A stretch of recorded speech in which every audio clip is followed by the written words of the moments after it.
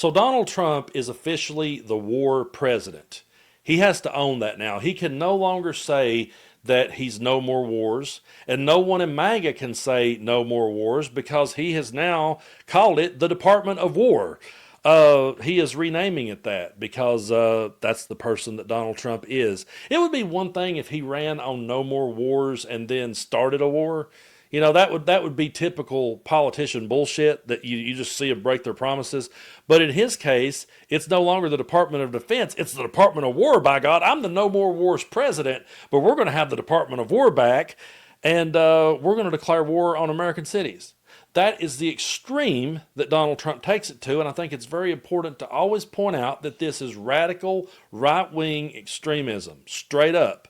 There's no more saying, well, we're slipping into a dictatorship, or we're slipping into authoritarianism, or we're slipping into an oligarchy. No, folks, we're there. We're in it now, and what we have to do is figure out ways to navigate the waters and get us through this time, and history is going to judge us. I'm just going to go ahead and tell you right now, history will judge us when this is all over, so it boils down to, just like the old song said, which side are you on? The stuff you put out in the world, and I understand that not everyone's a content creator, and not everyone has a YouTube channel, but everyone is putting their thoughts out into the world. And I really do believe there will be a time when someone, it may not be America, but there will be people that will look back and study this era, and they're going to see all the bullshit that people supported on social media. Bullshit like this coming from the war president, Donald Trump. And I think that's how that we need to refer to him, because he wants to lean into it, so let's make him own it. Look at this. This is from the leader of the free world. Before I even read it, I'm just going to let you look at it. You've probably already seen it,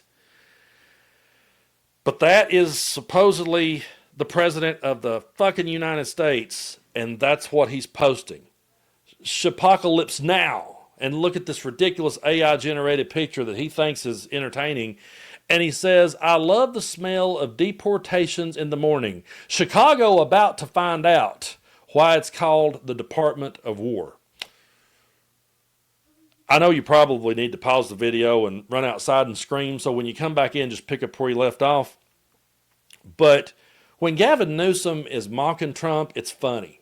You know, it's funny when you see Newsom mocking Trump. But then you realize that Trump is just going to quadruple down on this shit even harder, and that's the kind of shit he's going to put out. And when he puts it out, he's serious. When he puts it out, he means it. When he puts it out, he thinks that is appropriate for the President of the United States to put out into the world a meme declaring war on one of his own cities. The guy who said, I'm the No More Wars president, saying that now we have the Department of War. Now, I saw my good friend Texas Paul. I want to give him a shout out. I love Texas Paul. We're good friends. I saw his take on this whole Department of War thing, and I agree with him 100% because it had already went through my head. And when Paul said it, I was like, okay, I'm not alone. Someone else sees this the way that I see it. And so shout out to Texas Paul. But I think, and he did in his video said this too, but I think that calling it the Department of War is a good thing. Now follow me. Follow me on this one, because now, folks, they have to own it. By calling it the Department of War, they have to now own it. They don't get to say no more wars because now they have the Department of War. They don't get to say no more wars because they're threatening war on American cities. So words do matter and titles do matter. When something's the Department of Defense, people looks at that one way. When it's the Department of War, they're going to look at it completely different. Every time they say, and now let's hear from the Department of War, it's going to sting. It's going to hit different than Department of Defense. Department of Defense, you know, people can get behind that because, hey, we're defending our country. But Department of War, it hits different. And it's going to turn a whole lot of people off. A whole lot of people are going to be turned off by this. And while Donald Trump is flexing, he doesn't realize just what it's done. He may have actually ended up doing us a favor. We'll see how it plays out. But how do you feel in your gut when you hear the words Department of War? More people has that same feeling of that sick feeling you get in your gut when you hear it, because none of us wants any more war. And that's one thing that, the Marjorie Taylor Greens of the world will shout, no more wars. I agree with you, Marge. Really rare that we agree, but we do agree, no more wars. But you don't get to say that anymore because you helped elect the dude that created the Department of War and is declaring war on. So now he is the wartime president. That's how I'm going to refer to him. Donald Trump is the war president. We have to make him own it. Now, I'm going to play you a clip here from Mike Quigley. He is a representative out of the 5th District of Chicago. He talks about of Illinois, excuse me.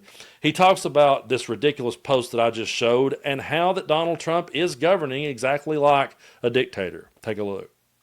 The president also reposted on Truth Social earlier today. It was this meme that we talked about just a few minutes ago.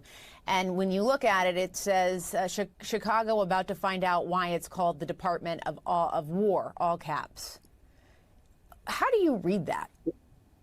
Yeah, look, this is a scary time. For those who haven't paid attention, it's time to watch what this president is doing. It's instructive in history to remember that often tyrants are elected democratically at first, right? Putin, Viktor Orban, just to name two. And then they use the very aspects of democracy to bring it down. Here we're seeing the court system, the National Guard, the Justice Department, and so much more. So this is a president edging more and more toward authoritarianism, being a tyrant. You're talking about sending the troops against the public. The former general of the Illinois National Guard, General Hayes, said this could create a permanent stain on the image of the military in our country, and it's very dangerous. He's absolutely right, as is our governor, and this is a time to stand up against this. Are you comparing the president to Putin? I'm saying the president is more fond of Putin than he is of democratically elected other presidents. He's never criticized him. He's acting in a manner that Putin would, which isn't often to flaunt the law, but to use it in a way to be destructive of democratic practices. And in that way, he's acting like Putin. When it comes down to it, to ask him the question, are you comparing him to Putin? Are you comparing him to a dictator? Yeah, we are, because that's exactly how that he's governing. He does not care about the Constitution. He does not care about the rule of law. He's going here and doing these things and going into places where it's not even necessary. This is all a manufactured crisis, folks. That's what it is. And I want to play this clip here from Lieutenant Governor Stratton pointing out that Chicago doesn't need this, but this is all for Donald Trump's political theater, and it's all for beating us into submission. Take a look. Well, the latest that we know is that the ICE surge is going to begin perhaps as soon as today. And it's going to be exactly that. This is a manufactured crisis. Let's start with this surge. We're going into places like churches and schools, and as we just saw, courthouses, and stoking fear and knowing that people are going to react. And then when people do react, when they raise their voices, when they resist and protest, then the Trump administration is going to claim, well, now we have to come in and restore order. There is no emergency in Chicago. There's no emergency in Illinois. We have made it very clear at every level of government, we do not want them here. And there's no need to federalize the National Guard and have a military presence on American soil here in the city of Chicago. This is a classic page out of an authoritarian's playbook. It truly is a page right out of their playbook, and I really do believe that what they're doing is trying to bait people into rebelling, to bait people into having a big moment, and then they can say, well, you know what, we're not going to be able to have a midterms, we're not going to be able to have an election because we have this crisis now that actually they manufactured. And I think back to every video that I made last year leading up to the election. I think back to all the conversations we had. I think back to all the live streams that I had and all the guests that I had on my show. And all of us said, this is what's going to happen if Donald Trump gets back in power. We absolutely now, we blow Nostradamus. He ain't got shit on us, okay? He really doesn't, because we predicted every damn bit of this. The only thing that we got wrong in my mind was we didn't realize just how fast it would happen and we didn't realize just how easy it would happen and how many people would actually roll over out of fear and let it happen. And that's the part when I'm trying to sort through all this in my brain. That's the part that I have the hardest time with is how did we let something happen so fast? Now you can say, well, Donald Trump loves the poorly educated and you can blame it on the poorly educated. But the truth of the matter is, I don't know if those people even vote half the time. I don't know if those people even go out of their way to vote or even really end the political argument. This happened because Donald Trump was able to spread fear and propaganda and aim everyone toward groups of people who they hate. For years, they've talked about Chicago. And I tell people when I travel outside of this part of the world, I say, where I'm from, here in East Tennessee, the Southeast Kentucky area, when you hear Republicans talk about, they always talk about Chicago, they always talk about Democrat-ran cities, and they've been talking this shit for years. It's been a massive talking point. And you can point to any problem that we have here in Appalachia, and some hillbilly will, yeah, but what about them Democrat-ran cities? And I've always said, what about these Republican-ran hollers that have been absolutely forgotten and no one even knows where the hell they exist and you can't even feed your fucking family? That's what I would like to be talking about. But they've spent all their time and energy talking about these Democrat-ran cities, and they have this hatred for the liberals and wanting to own the liberals, so they're looking forward to seeing it go to Chicago. And it happened that easily. It was just a matter of getting a bunch of stupid people who hates other people for no good goddamn reason. It was one of those things of getting those people stirred up. For years, I remember all the arguments I used to have with Republicans who they would say to me, oh, well, if you let someone have health care, that'll lead to socialism. That'll lead us to a dictator. The road to hell is paved with good intentions. Well, the Republican road led us straight to hell. That's where we're at now. And this one is on the people who voted for Donald Trump and all the people who decided to set out this election or ride in a third party because they thought Kamala Harris couldn't do enough or didn't do enough or didn't take all the green M&Ms out of their bowl. Now we're here, and now we have to figure out how to combat this. The people in Chicago does not want Trump there, and here they are. The people will take you down. The people will take you down. The people will take you down. The people will take you down. Donald Trump, you racist clown.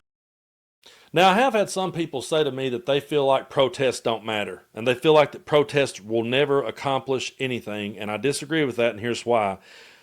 Protesting, getting out there, first of all, you let people know that you're not happy about it. You're letting the public see that you're not happy. Also, when you go to protest, what ends up happening is you end up building your community. We can sit and criticize MAGA all day long, but they built up one hell of a community.